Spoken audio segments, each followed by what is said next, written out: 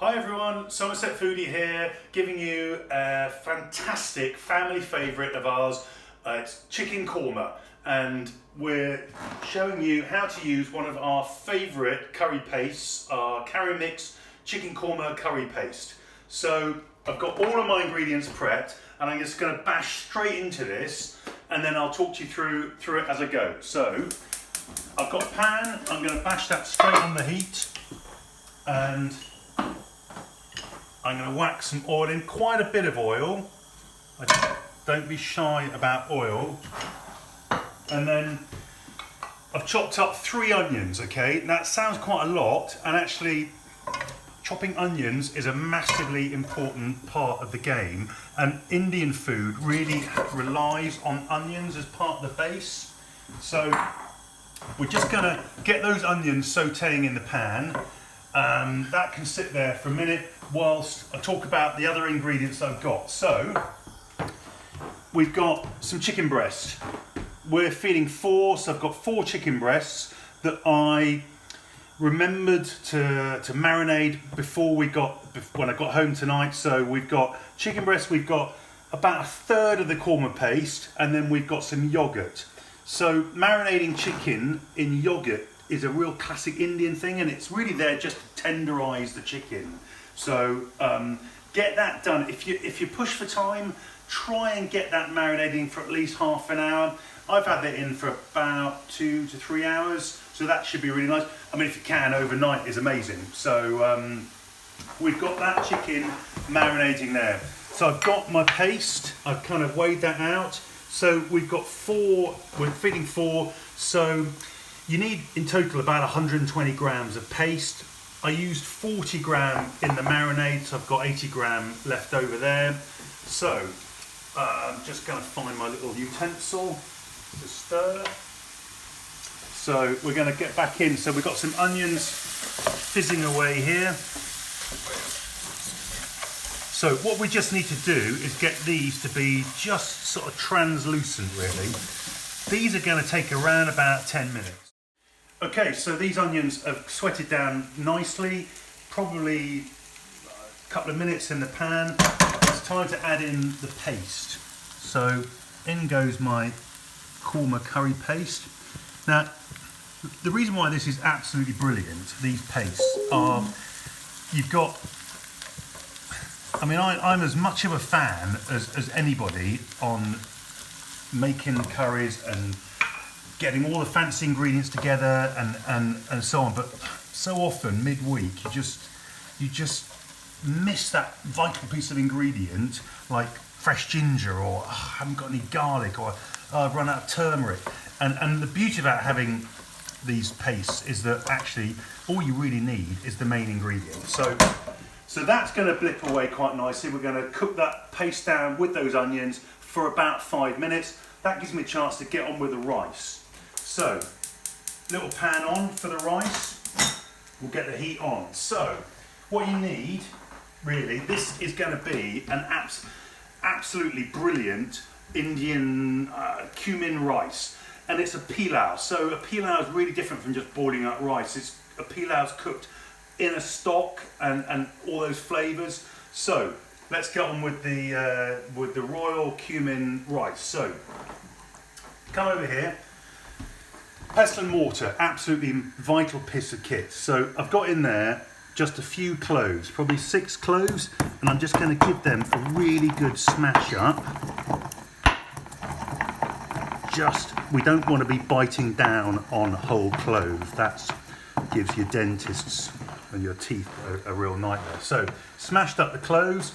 Now I've got a teaspoon of cumin and a teaspoon of fennel seed, and I'm going to give them just a little rough kind of grind up like that. You don't want powder, because you want to really taste that, but that's good. Right, in the pan with a nice glug of oil.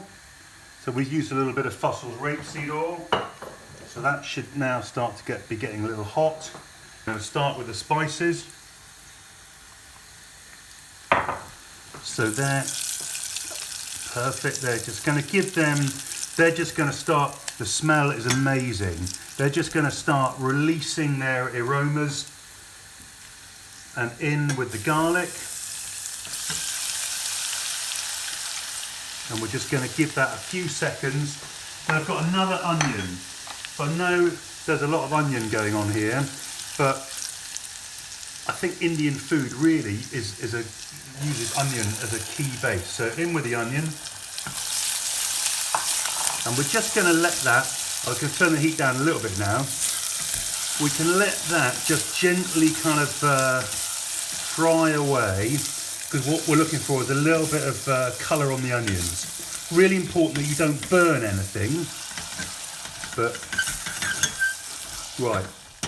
We've got the onions and the spice mix really coming together nicely. The aroma coming off that is amazing. We've got this pan just doing its thing quite nicely, just gently kind of caramelising. It's time to get the chicken in. So we're just going to pour everything into this pan. Looks like a big lump of stuff, but so all we need to do is just move this around the pan and just get all that lovely onion spice mixture mixed up with this yogurt and chicken. This has had about a minute in the pan, just getting those flavours amalgamated, and it's time to go in with the coconut milk. So I just want to show everyone, this is one of our cans of coconut milk, and so often I bought coconut milk in shops, whether there's the big brands that you might have come across, and you open them up and you get a little bit of coconut milk and then you just get water, and it's always so disappointing. So I just want you to see, this is our coconut milk going in, and it's all milk. Look at that, it's beautifully creamy. And that makes such a difference. In fact, it's so creamy, what we're gonna do is it's gonna allow us just to add a little bit of kind of veg stock in there, just to loosen that up a little bit more and just make it slightly less rich. So, and this is now just gonna, we can put a lid on this and sort of forget about it for about, all we're doing now is just really getting that chicken cooked through. So I think I forgot to mention at the start that I also had some ground almonds in that marinade. So the full recipe is on our website. So if I forget anything in the heat of the moment, then just refer to the recipe. But that's looking pretty nice now. And I've just got about 100 ml of veg stock just to add into that, just for that cooking process, just to loosen that up and make that perfect. So that's looking pretty good. We can have a lid on that, forget about that for about 10 minutes. We've got the chicken korma bubbling away in the pan, and it's time just to focus on the rice. So if we come over now, these onions are beginning to look perfect. So just getting a little bit of caramel going on in there, and it's absolutely spot on. So it's time to add the rice.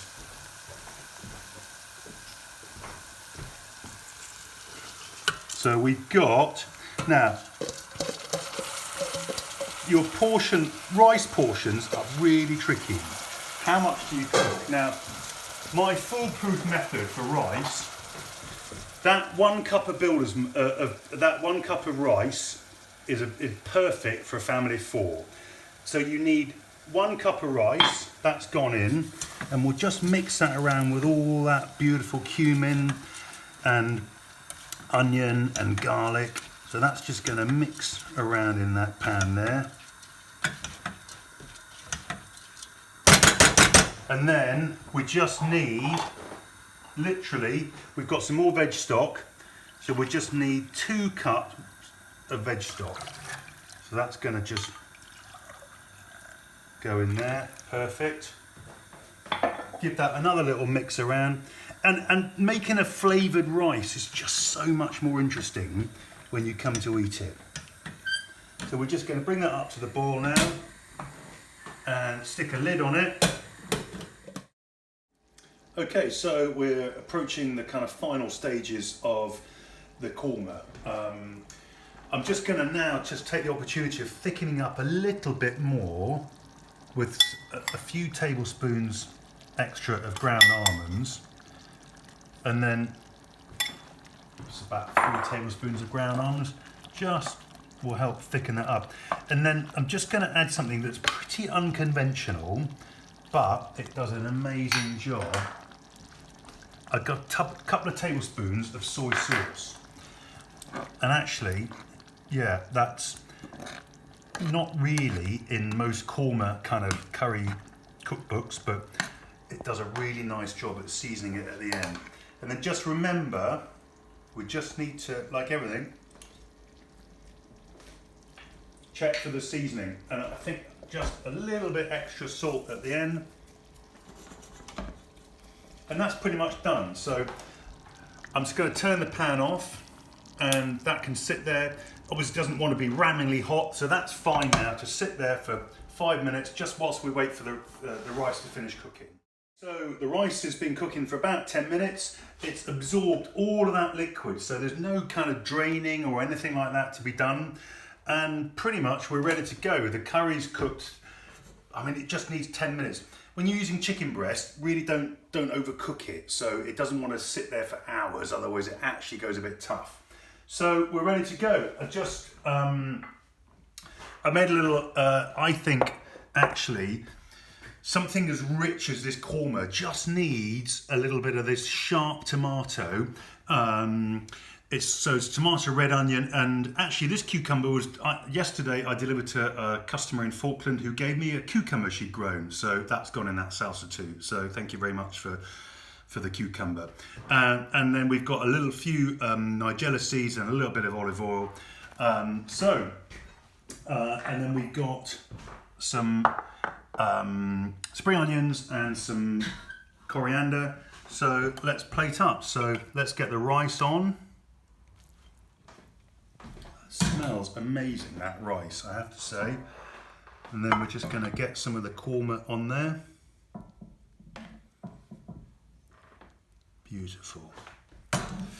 Then we'll just finish that off with some of these spring onions over the top, a little bit of that coriander, and then just a little spoonful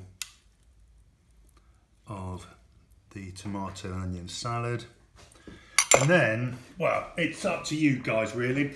Obviously korma is a very mild, creamy, rich curry.